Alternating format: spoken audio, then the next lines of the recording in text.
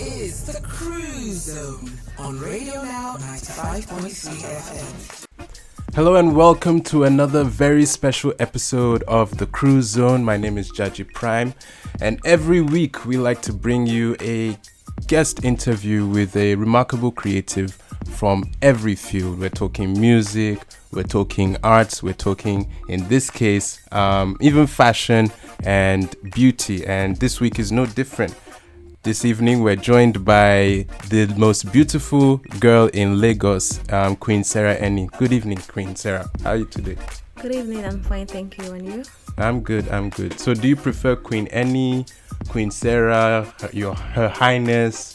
What title should we call you? Okay, your choice. Anyone. Cool. Anyone works. Mm-hmm. Okay, so how does it feel to be the most beautiful girl in Lagos? Okay, Demanding. Yeah, I actually felt being a beauty queen was all about the fashion and like what I get from it. But so far so good. It's been ethic and trying to adjust, because being a beauty queen, you are like a role model to others. Right. So it's really been demanding, and yeah, it's been fun all the way. So demanding, right? Have you been in pageantries and beauty contests all your life, or how did you get introduced into the world? My first pageant. Right. And fortunately, I won. So, how did you? What made you decide to apply for this pageantry? Okay, I've always been this lover of crowns, actually. Mm-hmm. Every of my birthday parties, my mom always gets me a tiara. And then I came across this pageant.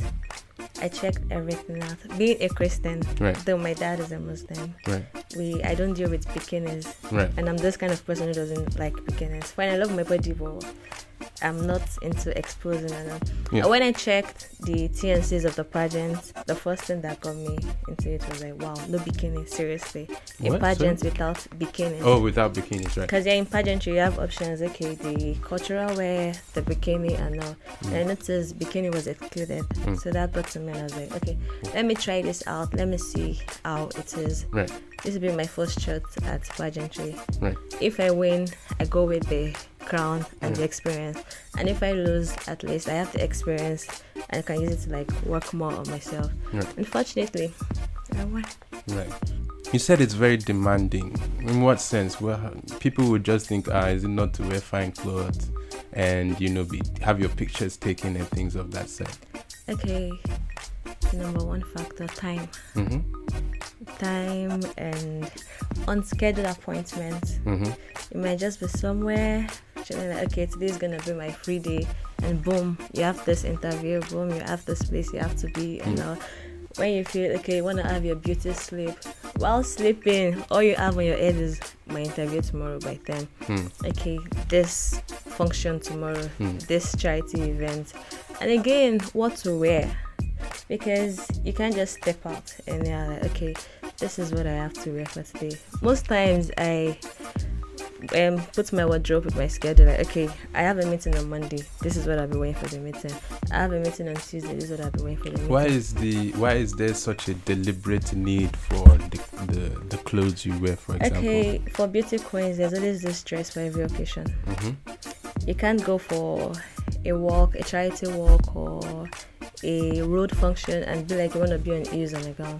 You have to like get something like sneakers, and then you can't be like you want to go on crazy jeans. You have to be very selective and watchful of what you're going to wear, because there are girls out there looking at you like looking at you, this is my role model. So when they see you doing things like, okay, you're like, today I want to have a walk on the street, right, at Lagos Island, and they see you on heels with a ball gown, they're gonna be like, is this babe okay or something? Right. So you really need to watch what. So dress for the setting. Thank you. Right. So what's your average day like? What's the beauty queen's routine? Okay, it's actually, let me say, 40% fun field, 60% ethics. Fine, I have my fun times like the spa, most times movie dates and dinners and everything. But it's mostly work. So talk to us about the work you do. I understand, like, as a pageantry winner, you have a project to develop or something like that? Because most people just assume you win the pageant and you get a lot of money and your magazine covers. So what is the actual day-to-day work that comes with the office, so to speak? Okay, my pet project, it's actually called the pet Right. project, is ending childhood hunger. Right. I love kids. I have a lot of kids around me. Yeah. So I am more used to kids, which was why I picked my pet project around kids. And according to WHO, UNICEF, more than 9 million children die yearly, of which Nigeria tops the chart. Right. Fine, I can't eradicate on hunger, but at least I'll try my best the way I can. So day to day, at least I feed like 100 kids or any kid I see around me on the streets, even kids that are not on the streets at least. When I notice, oh, this child needs something, this child is up something. When a child is hungry, when a child needs something, you don't need any mathematician to calculate or a magician to like cast a spell to know. You see it on their faces that, okay, these children are not happy. Right. So I help with that. And I am also a volunteer for the Lagos Food Bank. Right. We go around, give food items to people, clothing, shoes, anything at all that people need. Right. So I'm mostly out. So this feeding charity, what was the motivation behind it, and for how long have you been doing it now? Okay, let me say from January Yeah. 2021.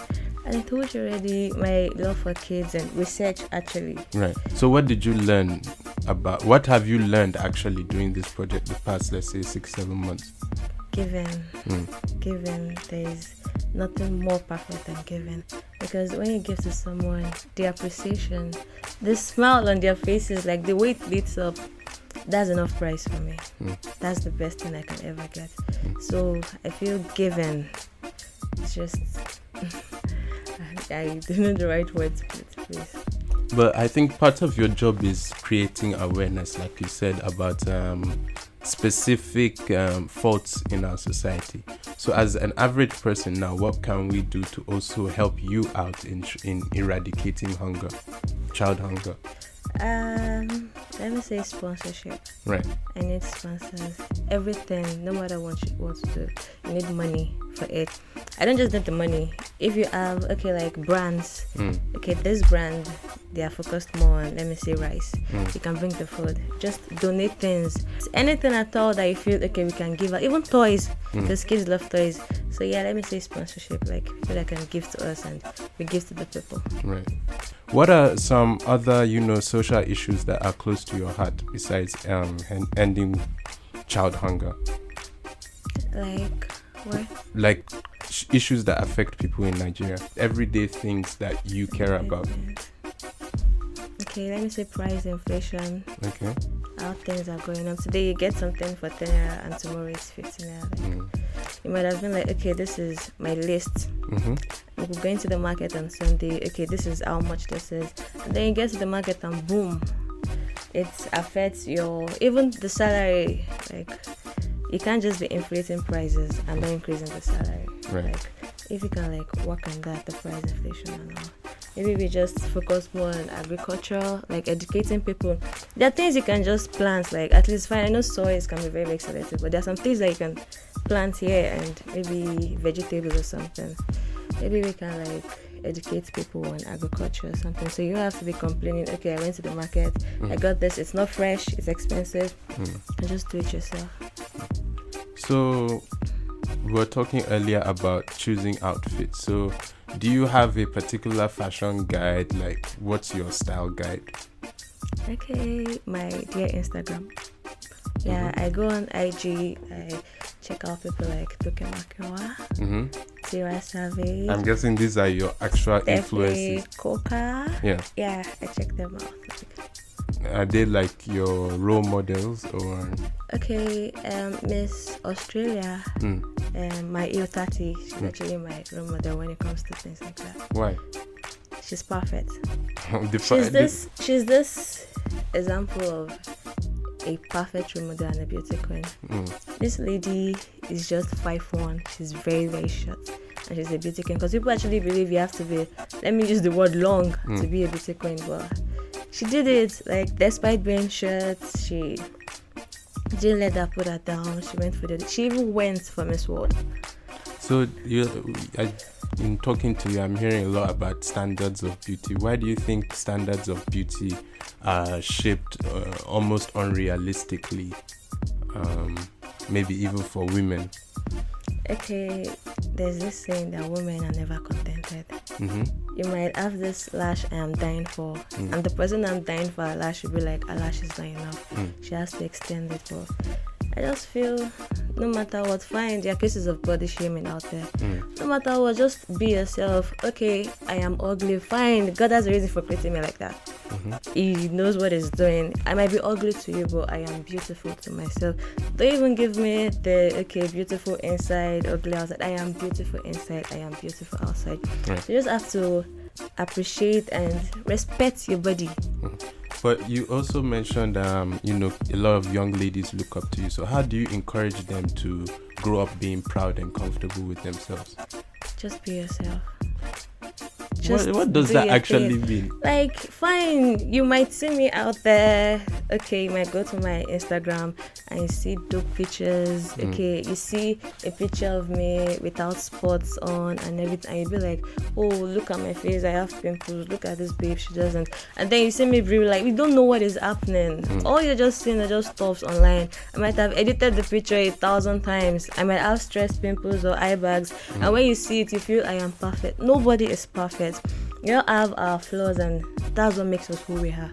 So don't just look at someone online and judge by that, like, wow, this babe is fresh, this girl is this and that, she's rich. Because you see me taking a picture by a Range Rover, you feel it belongs to me. Oh, she's very rich, I want to be like her. You don't know who I am. Don't judge by what you're seeing online. So what values then do you want them to take from you, not looking at the pretty girl, the Range Rover, that glamour? What values do you actually want to pass on to them? My self-love. Okay, I had this issue recently that was trending.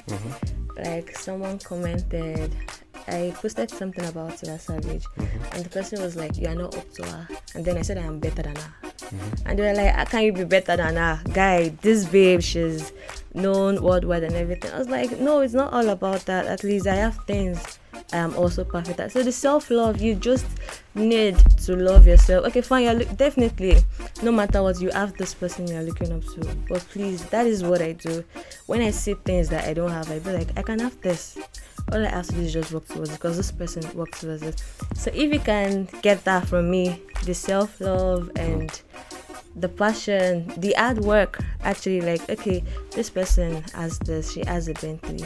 How did she get this Bentley? She worked. So why can't I work too? Why can't I do it? This is my first pageant. Pageantry is not my thing.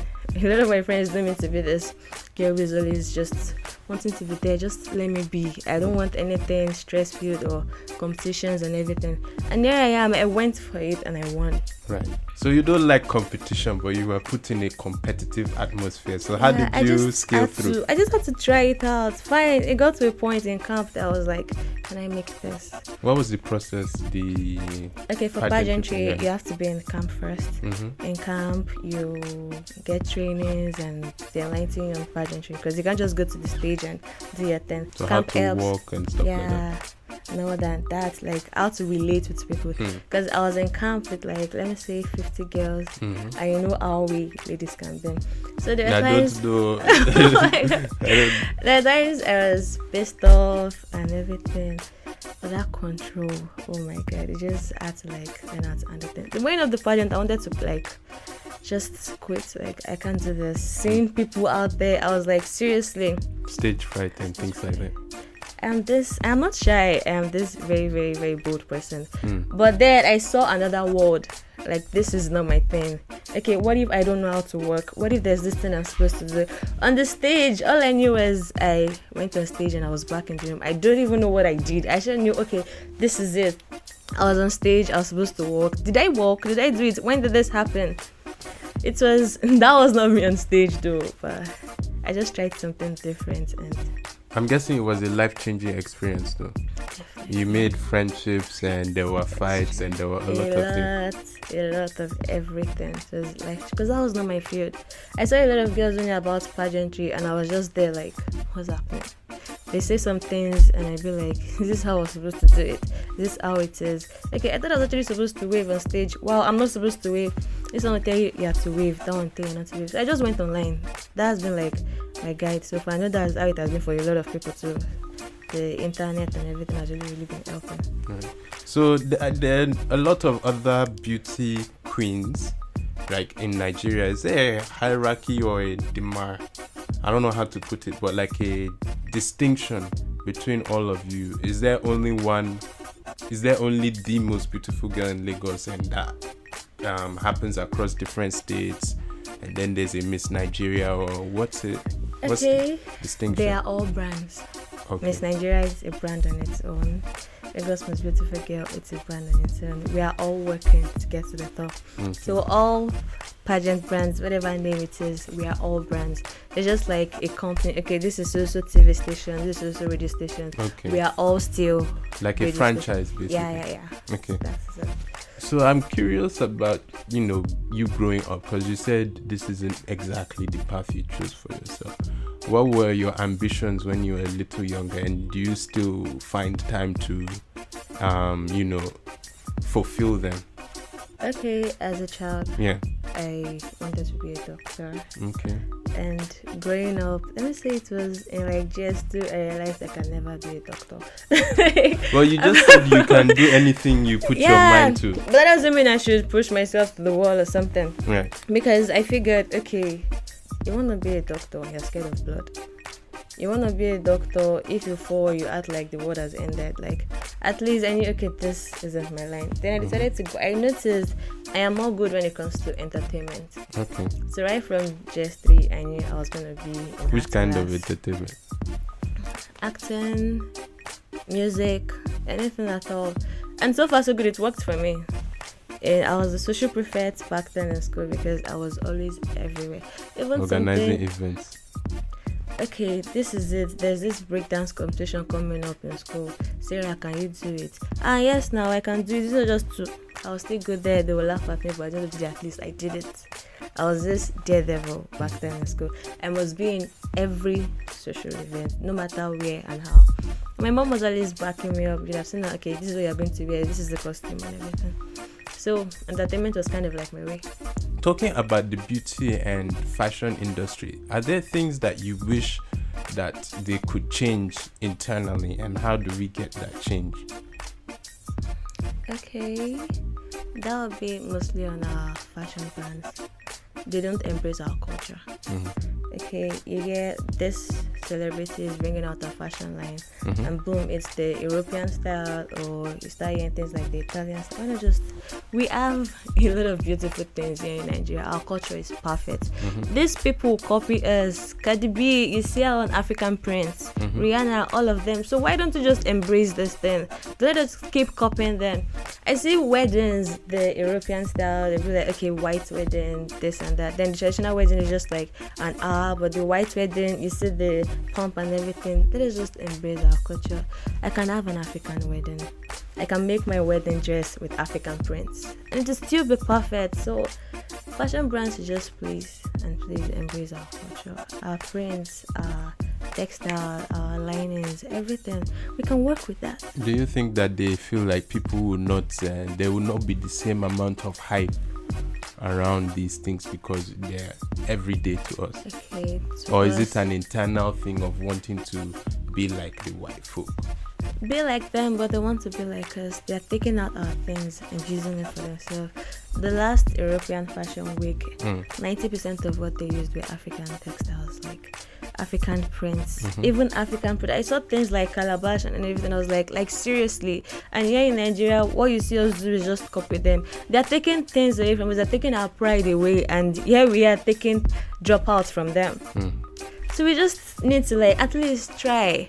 You can't tell me you want to make a nice dress for me, an African print, and I'll be like, oh, because this thing is this Nigerian tie and dye, I won't wear it. If it is lovely, definitely I want to rock it. So let's just try at least. I'm putting hard work. I feel hard work pays. So if you be like, okay, this is tie and dye, you can even make tie and dye in European style. You can get this ashoke and use the ashoke to make maybe a baggy jean or something. It can work. So just please culture. You're very passionate about African cultures and all of that. What culture do you identify with? Okay, I am actually from Kogi State, but mostly Yoruba. Yeah. Okay, that's cool. What's the next 5 or 10 years look like for you? Miss World, Miss Universe. 10 years. Definitely, I'd have gotten that. And okay, in the next 5 or 10 years, let me say 10 years, I see myself definitely married with kids. And I see myself, telling my child, that was when I won Miss World. That was when I won Miss Universe. Oh, look at my LMBG crown. Definitely, I want to make pageantry my thing. Because I've seen the inside and outside of pageantry. And I feel like with time, though I need to still brush up myself, there's some ways in which I'm still not getting it. But yeah, I see myself as this accomplished beauty queen. And with my fashion line then. Sure. Okay, you're working on a fashion line currently. What's the focus for it? Definitely African prints. Not just clothing line, actually. The shoes, the bags, even chairs. Yeah. Imagine a chair covered in African prints, a chair or a stool or anything at all. Even paintings. Just majorly focused on African prints and anything at all. Right. But would you advise your kids to get into pageantry? Because a lot of people feel it's a bit unhealthy and it kind of, the competition can get really intense. Okay, I want to be this mother who will let my children do anything as long as it's anything good. Fine, definitely there's nothing in this life that doesn't have the other side or challenges. If my baby girl wants to go into pageantry, no matter what I have faced in pageantry, fine, this is my first pageant. Am I still going to a pageant that will make me hate myself or try to kill my dreams? That doesn't mean I should kill another child's dream.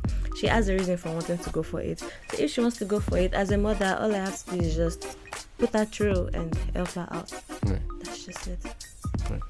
If you were queen of the world, what would be one thing you did immediately? Okay, beauty queens have... Not beauty queen, no. You're Queen the of the queen world. queen. Like, you can do anything you want. What's the first thing you're doing? Okay, definitely I want to change lives and at least live a part. Let me say... What will I do? Definitely I want to make a change. I'll work in price inflation. From now on, no matter what you sell, everything must not pass $1. Okay, I like that. I like that. So at least everybody can afford this and can afford that. Everything you want to sell must be affordable. Nothing like, because I have a big name or my store is on the island, something they sell 1K on the mainland, I want to sell it 5K on the island. No, there must be a fixed price for everything. Okay. That would be interesting to see. But to close off, what message do you have for young girls and boys listening to you this evening? Just be yourself and love yourself. That's it. That's the perfect note to end on. It's really been an honor speaking to you, Queen Enny. Thank you. I've learned a lot. So thank you for joining us this evening. You're welcome. Yeah.